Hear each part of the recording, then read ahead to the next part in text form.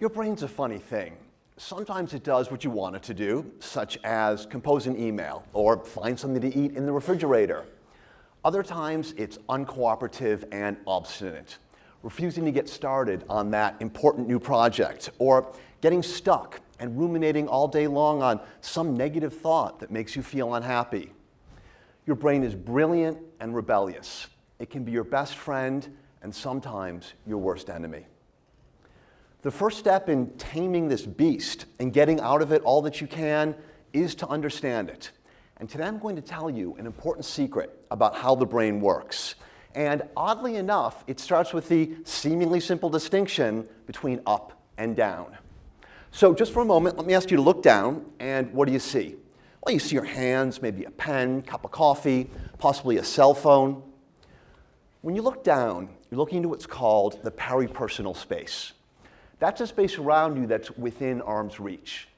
Things that are within the peripersonal space are typically things you own and control. You use them, enjoy them, sometimes consume them. When you look up, on the other hand, you're looking out into the extrapersonal space, the world that's outside your arm's reach.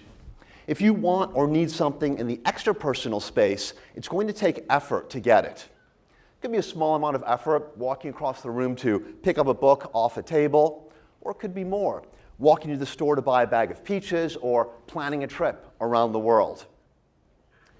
Interacting with things in the extrapersonal space takes place in the future because those things aren't here. They're imaginary, they're unreal, they're abstract ideas. When our brain processes things in the peripersonal space, it uses a handful of chemicals that might be called the here and now brain chemicals, because they process things that are right here in the present moment. When we look out into the extrapersonal space, into the future, the imaginary, the abstract, and unreal, our thoughts are coordinated by one single brain chemical, and that's dopamine. It's the chemical of what you desire.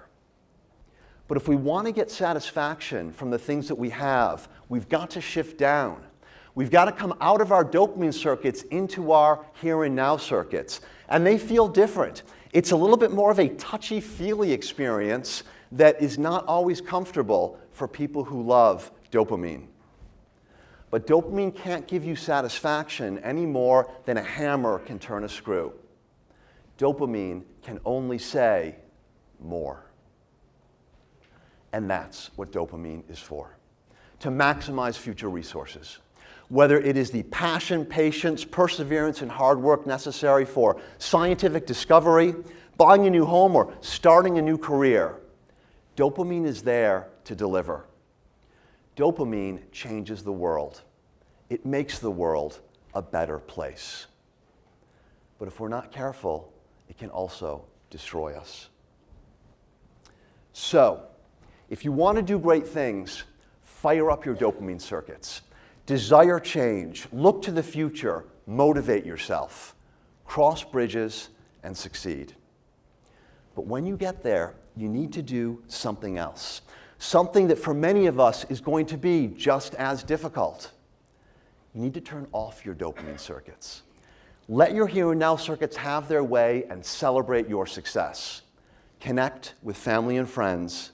And if only for a little while, remember to spend some time right here in the present moment. Thank you.